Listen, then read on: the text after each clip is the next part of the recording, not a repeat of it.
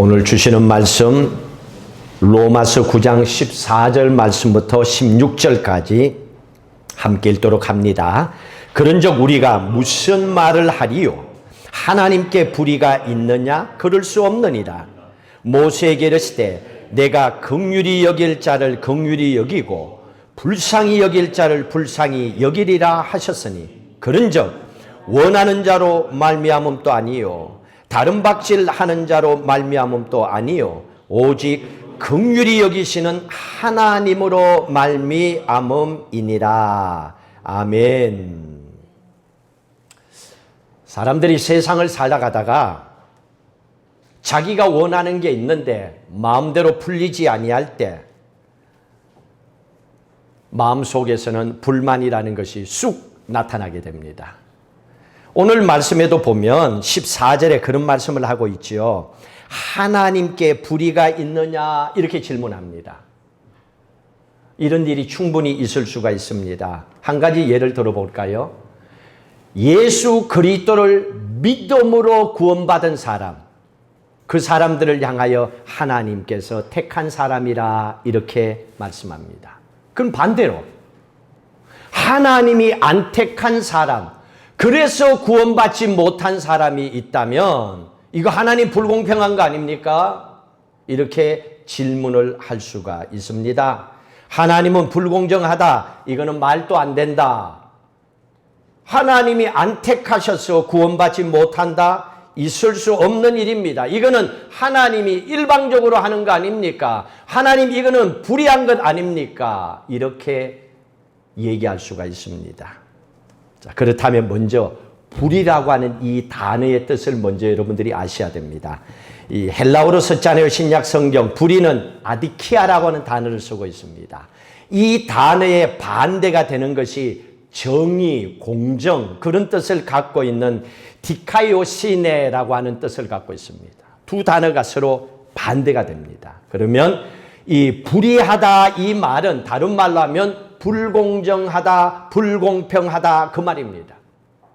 하나님 이거 불공평한 거 아닙니까? 하나님 이거 불공정한 거 아닙니까? 이 질문을 하고 있습니다. 우리도 가끔 세상을 살아가면서 하나님에 대해서 불공평하다 하고 생각할 때가 있습니다. 이럴 때죠. 어떤 일을 겪으면서 그 일을 통하여 내가 느낍니다. 이거 너무 억울한 일이야. 그리고 그 억울한 일 때문에 마음에 섭섭함이 생깁니다. 그리고 얘기합니다. 왜 나에게 이러십니까? 하나님 왜 나에게 이런 어려움이 옵니까? 라고 하나님께 따지고 싶은 마음이 생깁니다. 바로 그 순간이 하나님을 향하여 하나님 이거 불공정한 거 아닙니까? 하나님 이거 불공평한 거 아닙니까? 하나님 불의한 거 아닙니까? 하는 질문이 되는 겁니다. 신앙생활하면서도 많은 사람들이 이런 질문 속에서 살아왔을 겁니다. 하나님께 하나님 섭섭합니다. 억울합니다. 하나님 이거는 불공평합니다 하는 이 생각이 우리 그리스도인들 생각 속에 들어오게 되면 심각한 영적인 문제를 일으킵니다. 이게 단순한 게 아닙니다. 그냥 뭐 그럴 수 있지, 사람이니까 그럴 수도 있지, 아니에요. 사람이니까 그럴 수 있는데 그리스도인으로서 그럴 수 있다라고 받아들이게 되면 믿음이 흔들리게 되고 하나님과의 관계가 깨지기 시작합니다. 그래서 우리의 신앙을 흔들어버리는 결과를 만들어낼 수도 있습니다. 왜 하나님께 섭섭합니다, 불의합니다, 억울합니다고 하는 이 말을 하게 되면 우리의 신앙생활에 심각한 문제를 가지고 오느냐? 그건 다른 게 아닙니다. 첫 번째는 하나님의 권위를 부정하기 때문에 그래요. 하나님을 믿는다, 하나님은 세상을 만드신 분이라고 말은 하는데 실제로 안 믿는 거예요. 하나님의 권위를 인정 안 하는 거예요. 여러분 부부가 살고 부모와 자식이 살 때도 살지만은 권위를 인정 안 할 때가 있잖아요. 아버지, 엄마로서 권위를 자식이 인정 안 할 때가 있어요. 남편, 아내로서 서로의 권위를 인정 안 하고 묵사발시킬 때도 있다는 얘기입니다. 알면서도 하나님 앞에. 이건 하나님의 권위를 부정하는 것이지요. 그래서 문제가 되는 겁니다. 또 하나는 하나님을 신뢰하는 마음을 깨트려 버리는 것이기 때문에 하나님은 불의합니다, 불공정합니다고 하는 이 마음을 가지고 살아가는 것이 그리스도인들에게서는 신앙적으로 아주 문제가 된다는 겁니다. 이건 마귀가 노리고 있는 거예요. 마귀가 이런 틈을 노리고 있는 거예요. 그래서 사람이니까 그럴 수 있지, 교회 다닌다고 집사라고 다 똑같은 인간인데 하고서는 그걸 받아들이면 마귀가 그 틈을 쑥 하고 삐집고 들어오는 거예요. 그때부터 시작해서 교회 다니는 그리스도인임에도 불구하고 그 삶의 생각과 삶의 태도는 엉망진창으로 바뀌기 시작하는 거예요. 그래서 자식들이 볼 때에도 부모의 신앙의 모습을 보고는 고개를 흔듭니다. 저거는 아니야. 이런 문제가 생길 수도 있다는 얘기입니다. 그러면 우리는 어떻게 해야 됩니까? 그런 마음이 생길 때, 내 뜻대로 안 풀리고 일이 막히고 그럴 때에 섭섭하다, 억울하다, 하나님 이럴 수 있습니까? 하는 마음이 생기는 그 순간에 그 생각을 붙잡고 즉각 하나님 앞에 나가서 십자가에서 처리를 해야 되는 거예요. 그걸 가지고 생각하고 고민하고 어떻게 저떻게, 그렇게 되면 영적인 시험에 들게 되기 시작하는 거예요. 들고 주님 앞에 나가서 주님 앞에 이 문제를 다 맡기고 나가는 것, 그게 진짜 크리스찬의 믿음의 신앙의 모습입니다. 한 사람을 예를 들겠습니다. 간정이지요. 선교사로 나갔던 분인데 알트와 또 엘턴이라고 하는 부부입니다. 샘본, 알트 샘본, 또 앨런 샘본 부부입니다. 이분들이 결혼을 했어요. 남편은 하와이에서 비치에서 구조대원으로 있다가 서로 눈이 맞아서 결혼해서 3남매를 낳고 행복하게 살았어요. 그러다가 1980년도에 하나님의 부르심을 받고 동남아 가서 선교사로 열심히 복음을 전합니다. 그리고 1998년도에 18년이 지났지요. 안식년에 하와이에 와서 한 비치에서 쇼핑을 하고 있었어요.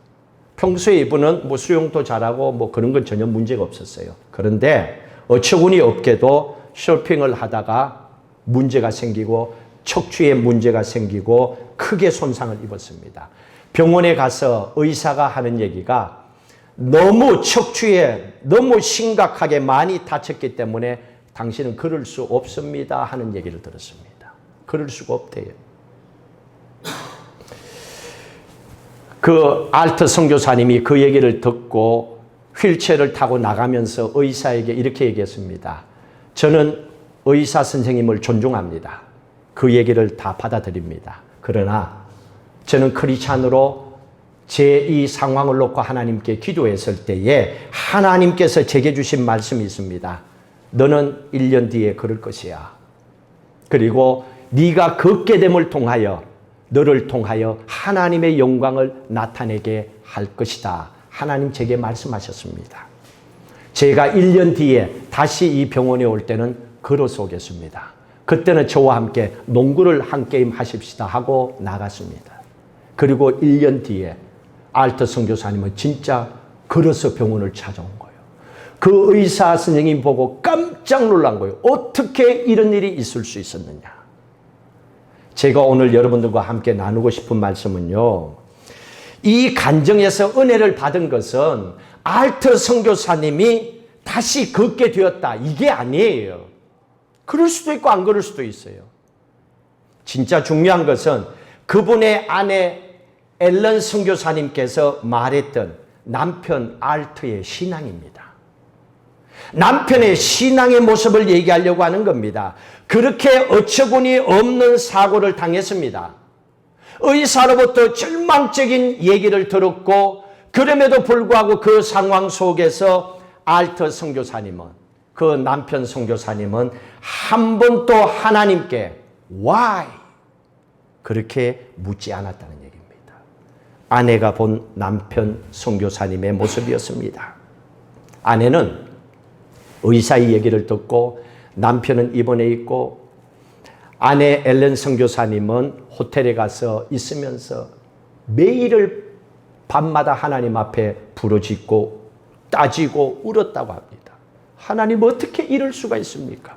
우리가 주님을 위해서 일하고 우리의 인생을 주님께 바치고 선교의 일을 하고 잠시 안식을 왔는데 이게 무슨 일입니까? 이럴 수 있습니까? 따지고 눈물 흘리고 통곡하고 아내 엘렌 선교사님은 하나님 앞에 그렇게 했다고 합니다.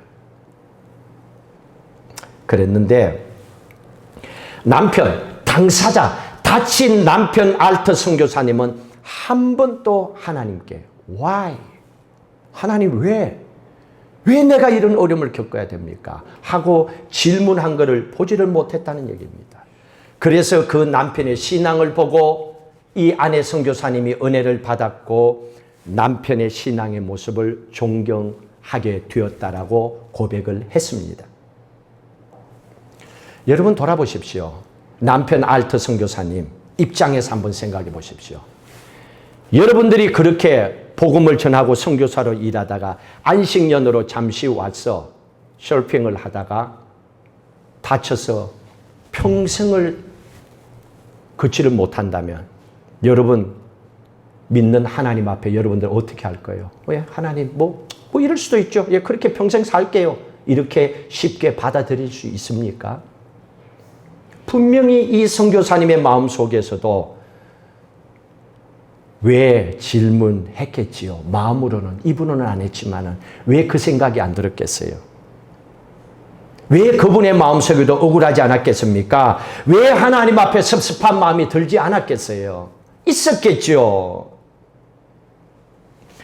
본인이 생각할 때 나는 선교사로 돈 생각하지 아니하고 오직 복음 붙잡고 열심을 다하여 주를 위해서 헌신하며 살아왔는데 그러다가 안식년을 맞이하여 잠시 쉬러 왔는데 이게 말이 됩니까? 그럴 수가 없다니요. 하나님 앞에 왜 나에게 이런 일이 있습니까? 충분히 물을 수가 있습니다. 하나님께 따지고 싶을 수도 있습니다. 중요한 것은요. 그런데 그런 상황 속에서 why? 왜냐고 하나님께 묻지 않았던 것은요. 이런 생각이 그 선교사님의 마음속에 이 알터 선교사님의 마음속에 그런 생각이 없었어가 아니었습니다. 그분의 마음속에서도 그 상황 속에서 수없이 그런 생각이 올라왔겠죠. 왜 나에게? 왜 나를 괌에 보내서 왜 내가 이 직장을 하면서 왜 내가 이 사업을 하면서 왜 내가 저 남편을 왜 저 여자를 내가 왜 저 사람을 만났어? 내가 왜 하나님 앞에 충분히 왜라고 하나님 앞에 묻고 싶은 마음이 계속 올라올 수가 있겠지요. 그런데 문제는 그런 상황이 올라올 때마다 이 알터 선교사님은 그 생각을 용납하지 않았던 거예요. 잘라버린 거예요. 생각이 올라올 때마다 그 생각을 붙잡고 늘 그때마다 주님 앞에 나가서 십자가 앞에 나가서 이것을 주님께 맡깁니다. 해결해 달라고 기도하고 믿음으로 매달렸기 때문에 가능한 거였어요. 그 생각이 없었던 게 아니에요. 그 사람이 하나님입니까? 아니잖아요. 생각이 올라올 때마다 그 생각을 가지고 고민하거나 섭섭하다고 눈물하거나 통곡하거나 사느니 마느니 하는 것이 아니라 그 상황의 마음이 불쑥 올라올 때 그 문제를 가지고 십자가 앞에 나가서 처리했다는 겁니다. 주님의 살아계심을 믿고 하나님 앞에 나갔기 때문에 그 믿음 때문에 한 번도 그 고통 속에서도 why? 하나님 왜 나에게 이렇게 질문하지 않았다는 것. 그게 제게는 너무나 큰 은혜였습니다. 그렇다면 어떻게 우리가 우리의 인생을 살다 보면 하나님 이거는 불공정합니다. 하나님 이거는 억울합니다. 섭섭합니다. 이래도 됩니까? 따지고 싶은 상황이 그 생각이 우리에게 불쑥 올라올 때에 어떻게 이겨낼 수 있는가? 그 알터 선교사님 말고 우리가 어떻게 그 상황에 이겨낼 수 있는가? 오늘 성경 본문의 말씀을 통하여 사도 바울을 통하여 하나님께서는 두 가지를 말씀해 주고 있습니다. 영적인 의심이 생겼을 때에, 하나님 앞에 따지고 싶은 생각이 들 때에 두 가지 해결책을 얘기해 주고 있습니다. 첫 번째, 20절 21절 읽도록 합니다. 이 사람아, 내가 누구이기에 감히 하나님께 반문하느냐? 시험을 받은 물건이 지은 자에게 어찌 나를 이같이 만들었느냐 말하겠느냐? 토기장이가 진흙 한 덩이로 하나는 귀 쓸 그릇을, 하나는 천이 쓸 그릇을 만들 고난이 없느냐? 고난이 없느냐? 이 말이 뭡니까? 하나님의 주권을 무조건 인정하라는 얘기입니다. 주권이 뭡니까? majesty. 여러분 찬양하잖아요. majesty, majesty. 하나님의 주권을 인정하라는 거예요. 생각하라는 게 아니에요. 인정하라는 거예요. 믿고 맡기라는 얘기예요. 이게 크리스찬의 삶을 얘기하는 겁니다. 신앙은 삶이지 말이 아니라는 얘기잖아요. 그래서 알트 선교사님은 그렇게 살았던 거예요. 자기의 힘이 아니에요. 하나님의 주권, majesty, 하나님의 주인 되심, 롤. 하나님이 내 주인 되신다. 하나님이 내 인생의 주권자이시다. 이걸 무조건 인정하는 거예요. 이럴 때는 인정하고 저럴 때는 기분 나빠가 안 하고, 그게 아니에요. 그건 참 크리스찬이 아니에요. 그냥 교회 다니는 사람이에요. 진짜 참 신앙인은 그런 상황 속에서 하나님이 나의 주인이십니다. Oh my Lord, my justice. 나의 주권자이십니다. 창조주이십니다. 그걸 오늘 토기장이 이야기를 통하여 비유하고 있잖아요. 구약 성경 이사야나 예레미야서에 보시면 하나님이 잘 많이 사용하셨어요. 이때 하나님의 주권, majesty, 하나님의 주권을 강조할 때에 사용한 것이 토기장입니다. 하나님 손에 달렸다. 여러분 토기장이가 그릇 만드는 거 봤죠? 흙을 가지고 그릇을 막 빚어요. 그리고 넣어서 굽습니다. 나중에 꺼내서 볼 때 마음에 안 들면 어떻게 해요? 그 자리에 깨버려요. 미련 없이. 그런데 그걸 깨는 걸 보고 누가 가서 몽둥이 들고 저 패면서 네가 마음대로 깨, 너 그러면 돼, 이런 사람 아무도 없어요. 토기장이 마음대로 합니다. 마음에 안 드니까.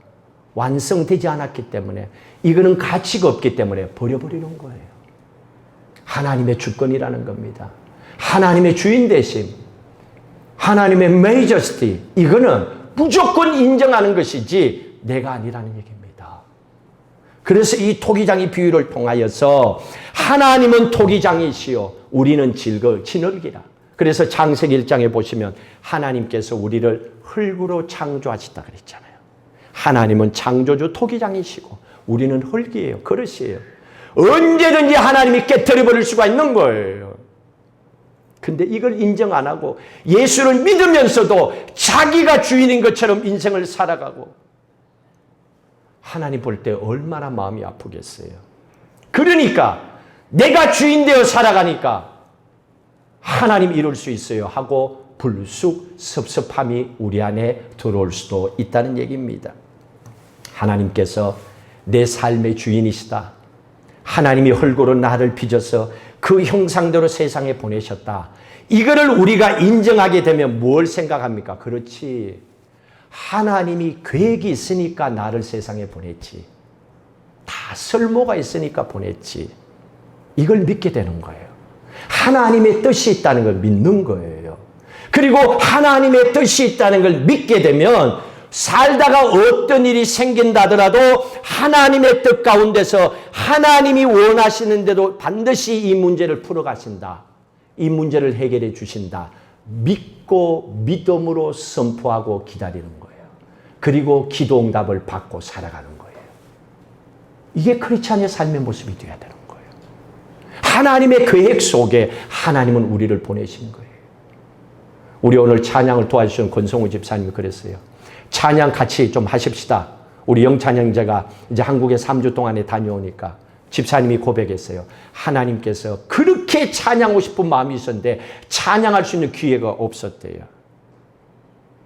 또 아들, 딸들도 음악을 너무 잘하고 피아노도 그냥 막 절대음감이야, 딸은. 그렇게 하는데도 아빠는 걔네들에 비하니까 못하니까 아빠는 하지 마라 그랬대. 그런데 마음속에는 늘 하고 싶었대요. 집사님 도와주세요. 같이 하십시다. 그러면서 집사님이 이렇게 했어요. 하나님께서 이 마음의 소원을 들어주기 위해서 여기 보내셨구나 하고 고백을 하셨어요. 여러분, 이게 신앙의 고백입니다. 하나님의 계획하심 속에 세상에 보냄을 받았고 괌 땅에 보냄을 받았고 오늘 또 예배드리게 하시고 오늘 또 예배 속에서 이 말씀을 내게 주시는 거지요. 그러면 하나님의 뜻이 있다면 오늘 내게 그 어떠한 인생의 문제가 있다도 그 인생의 문제는 문제로 끝나지 않습니다. 하나님은 반드시 하나님의 계획 속에서 그 문제를 풀어가십니다. 그래서 우리가 인생의 문제를 십자가 앞에 가져 나와서 기도하는 거예요. 이게 하나님의 메이저스티, 하나님의 롤드 되심을 인정하고 나가는 겁니다. 이거는 무조건 인정하는 겁니다. 이거는 무조건 평생 인정하며 살아가게 되면 억울 이런 게 없어요. 그러니까 여러분 마음속에 신앙생활하다가 섭섭하다, 억울하다, 이럴 수 있냐 이러면 생각하세요. 내가 주인이 되어서 살아가고 있구나. 하나님의 메이저스티, 하나님의 롤드, 주인 되심을 인정 안 하고 교회는 오래 다녔지만 여전히 내가 주인이구나. 아니야, 이러면 안 되지 하고 그거를 가지고 주님 앞에 나와야 돼요. 그리고 기도해야 돼요. 그게 우리가 사는 길입니다. 하나님의 주권을 인정하면서 지금까지 내가 스스로 판단하고 결정했던 거, 이걸 내려놓는 거예요. 하나님, 나는 하나님 앞에 아무것도 아닙니다. 아무것도 판단하지 아니하고 주님께 맡기고 주님께 물어보고 주님의 인도하심을 따라 살아가는 거예요. 기도하는 사람으로 바뀌는 겁니다. 그리고 내 생각과 내 감정을 십자가 앞에 내려놓습니다. 이게 참 크리스찬의 삶입니다. 하나님 그걸 우리에게 말씀해 줍니다. 이게 첫 번째 문제 해결책입니다. 하나 더 보셔야 됩니다. 우리가 하나님의 주권, 메이저스티를 인정하면서 동시에 또 해야 되는 신앙의 고백이 있습니다. 그게 15절, 16절 오늘 본문에서 읽었던 말씀입니다. 15절, 16절 읽습니다. 모세에게 이르시되 내가 긍휼히 여길 자를 긍휼히 여기고 불쌍히 여길 자를 불쌍히 여기리라 하셨으니 그런즉 원하는 자로 말미암음도 아니요 다른 받질 않은 자로 말미암음도 아니요 오직 긍휼히 여기시는 하나님으로 말미암음이니라. 긍휼히 여기시는 하나님, 다시 말하면 하나님의 긍휼하심을 무조건 신뢰하는 거예요. 긍휼, mercy. 하나님의 mercy. 하나님의 긍휼하심, 무조건적인 사랑, 그걸 믿어야 되는 거예요. 하나님은 그 어떤 상황 속에서도 차별하지 아니하고 하나님은 그 어떤 상황 속에서도 긍휼을 통하여 나를 사랑하고 계신다는 하나님의 긍휼을 무조건 신뢰해야 돼요. 여러분 부부가 같이 살면서도 저 여자는 나를 사랑 안 하는 것 같아. 혼자서 생각한단 말이에요. 아내는 사랑하는데 그러면 그 사람만 불쌍해지는 거예요. 문제가 어디 있습니까? 본인이 그렇게 생각하는 거예요. 근데 반대로 아내는 어떤 상황 속에서도 나를 사랑한다. 무조건적으로 그걸 신뢰하고 살아가면 부부의 사랑이 다시 살아나게 됩니다. 신뢰가 있어야 되는 거예요. 이건 조건 없는 거예요. 무조건적인 신뢰입니다. 하나님의 mercy를 무조건적으로 신뢰하는 겁니다. 이게 하나님의 주권 메이저시티와 더불어 함께 우리가 가져야 될 신앙의 고백입니다. 이 두 가지를 가져야만이 우리가 그 어떤 상황 속에서도 어떤 힘든 상황 속에서도 억울합니다. 섭섭합니다. 따지고 싶은 상황이 생긴다 하더라도 이겨낼 수가 있는 거예요. 하나님의 긍휼하심, 이게 하나님은 우리를 사랑하고 계신다는 것. 하나님은 우리를 불쌍히 여기고 계신다고 하는 신앙의 고백입니다. 이걸 신뢰하는 겁니다.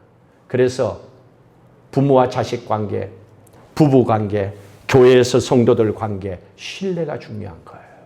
신뢰가 깨지면 안 돼요. 이게 믿음인 거예요. 사랑이란 겁니다. 서로가 사랑하고 있다는 걸 끝까지 믿음으로 나가는 겁니다. 성경에 보십시오.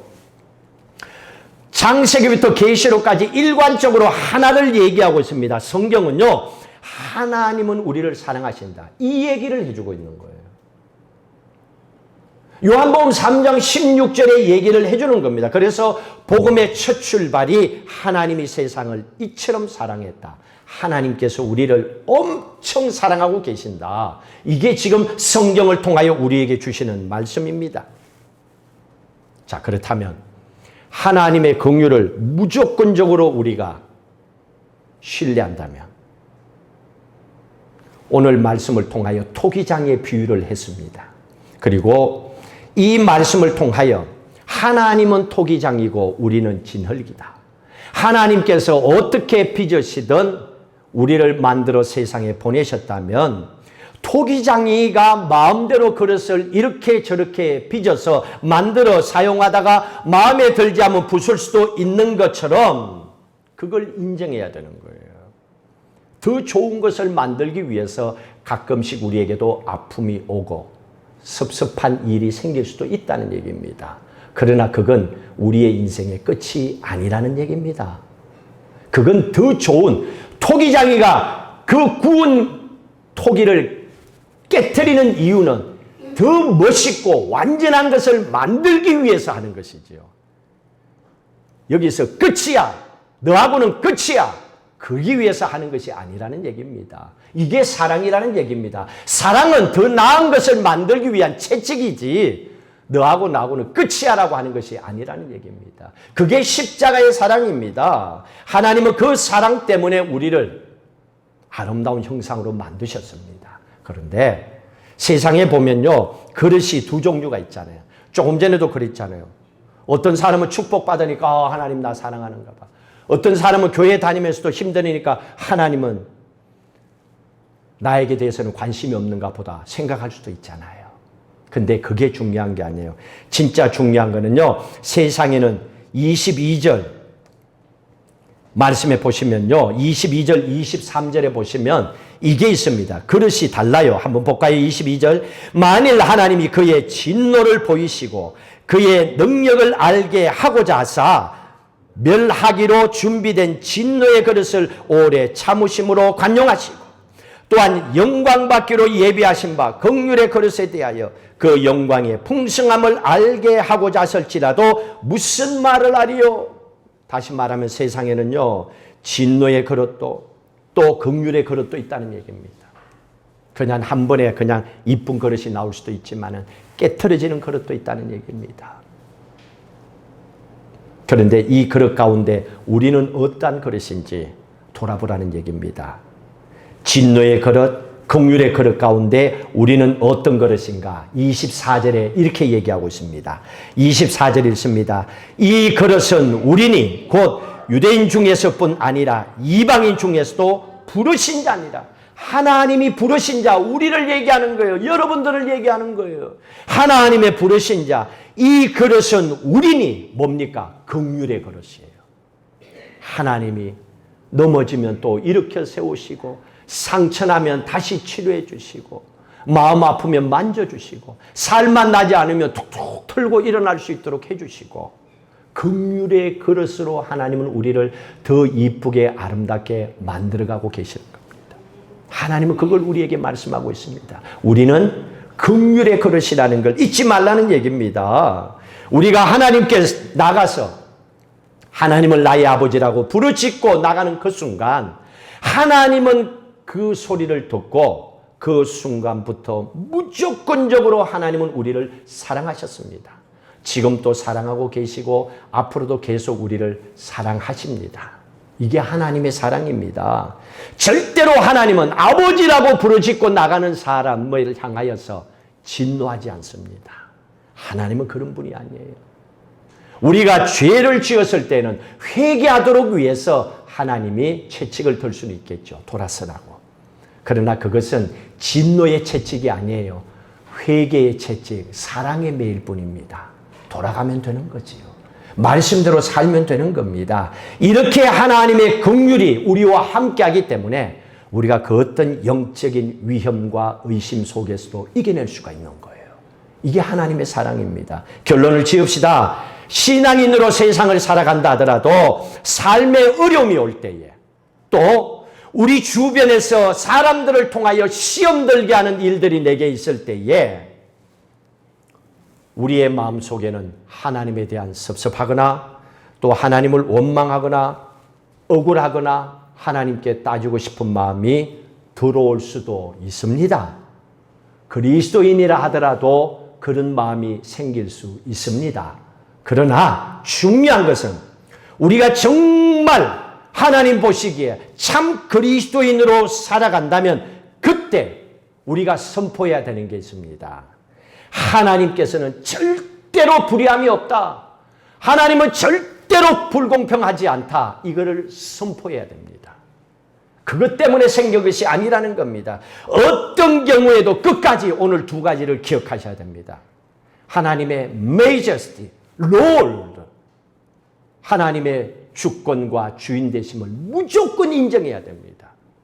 이게 결혼 선서요. 이게 세례입니다. 세례는 이제는 나는 예수 믿고 평생을 살겠습니다. 이 고백이 세례입니다. 이게 가장 중요한 겁니다. 이것처럼 하나님은 나의 주인이십니다.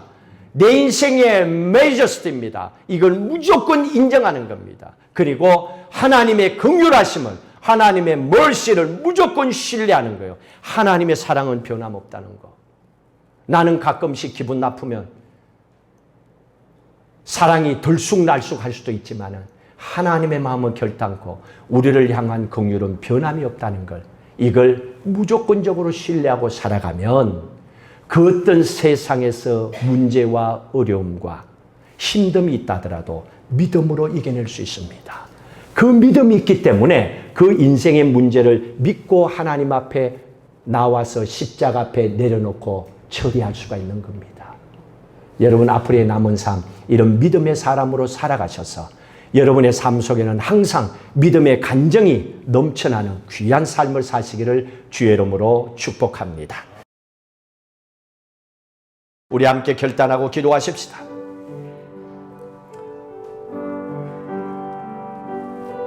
우리도 원하는 대로 일이 풀리지 아니할 때 하나님 섭섭해요.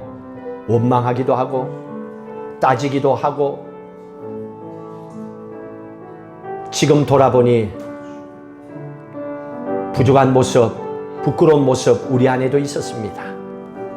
하나님은 지난 시간을 얘기하는 게 아닙니다. 앞으로 살아가는 동안에 이러한 어려움 속에서 그런 마음이 올라올 때에 그 생각을 용납하지 말고 십자가 앞에 내어놓고 기도하라는 겁니다. 해결하라는 얘기입니다. 그러기 위해서 하나님의 주권을 무조건 인정하고 하나님의 긍휼과 사랑하심을 무조건 신뢰해야 된다고 말씀했습니다. 그렇게 살아가겠습니다. 주님 붙잡아 주옵소서. 합심해서 기도하시겠습니다. 할렐루야. 하나님 아버지, 우리의 인생 살아가는 동안요, 우리도 힘들고 어려울 때 있고 섭섭하고 마음이 상하고 상처 입을 때도 있고, 하나님 힘들어 넘어질 때 주저앉을 때도 있습니다. 하나님 이제부터는 오늘 주신 말씀을 기억하오니 하나님 그런 마음이 우리에게 올라올 때마다 주님 붙잡고 십자가 앞에 달려나와 다 처리할 수 있도록 주의 은혜를 놓아여 주시옵소서. 이 일을 해결하기 위해서 하나님의 주권자이심을, 하나님이 주인 되심을 무조건 인정하게 하시고 하나님의 긍휼하심을 무조건적으로 하나님 우리를 사랑하고 계심을 신뢰하게 하여 주시옵소서.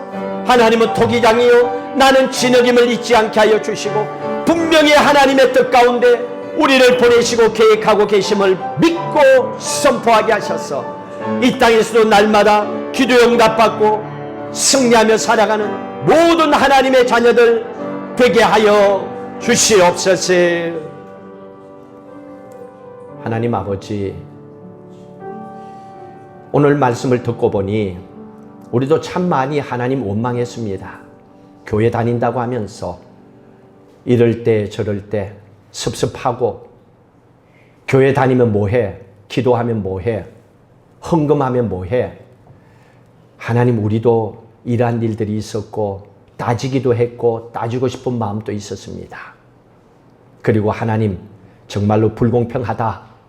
어떤 사람은 하는 일마다 잘 되고 우리는 힘들고 이룰 수 있냐고. 오늘 말씀을 통하여 우리는 한 가지를 깨달았습니다. 분명한 하나님의 뜻이 계시고 하나님의 사랑은 변함이 없다는 걸 우리가 알게 되었습니다. 우리가 이 마음을 깨닫고 하나님 앞에 그 어떤 상황이라도 why? 하나님 왜 나에게 이런 질문을 하지 않고 거뜬하게 이겨낼 수 있는 것은 믿음밖에 없습니다. 하나님을 신뢰하는 믿음밖에 없습니다. 하나님의 주권을, 하나님의 주인 되심을 무조건 인정하고 하나님의 긍휼하심을 그 어떤 상황 속에서도 나를 향한 하나님의 사랑은 변함이 없다는 걸 무조건적으로 신뢰할 때에 하나님의 뜻이 우리 가운데 계시고 이 일을 통하여 하나님의 뜻을 이루어 나가시고 결국은 하나님 축복하셔서 일어나게 하시고 잘되게 하셔서 신앙의 간정으로 선포하며 승리하게 우리의 인생을 만들어 주심을 믿습니다. 이 말씀 붙잡고 이제 우리에게 주어진 하루하루의 앞으로의 삶을 살아갈 때 담대함을 가지고 살아가게 하옵소서. 임마누엘의 하나님이 우리와 함께함을 믿고 선포하며 나가게 하옵소서. 하늘의 지혜와 능력을 구하고 하나님의 주시는 그 믿음의 능력으로 모든 일을 거뜬하게 해결하며 나가게 하여 주시옵소서. 건강의 축복도 물질의 축복도 악한 대적도 예수 이름으로 물리치게 하시고 세상 질병 바이러스도 예수 이름의 권세로 여호와 라파의 이름의 능력으로 다 이겨내게 하여 주셔서 오직 우리의 삶은 이 땅에서 하나님과 함께 했던 천국의 삶이 되게 하여 주시옵소서. 이제는 우리 주 예수 그리스도의 은혜와 하나님 아버지의 무한하신 사랑하심과 성령님의 인도 교통 충만하심이 하나님은 우리를 그 어떤 상황 속에서도 사랑하고 계시고 하나님의 계획을 따라 우리의 삶이 더욱 복된 삶을 살도록 하나님 함께 하심을 믿고 믿음으로 살고자 결단하는 사랑하는 성도들 위해 가정과 일터와 스라의 자녀들 위해 오늘 또 마음의 섭섭함을 통하여 하나님과 멀리 있는 그 모든 생명들 위해 영원히 함께 하시기를 간절히 축원하옵나이다. 아멘.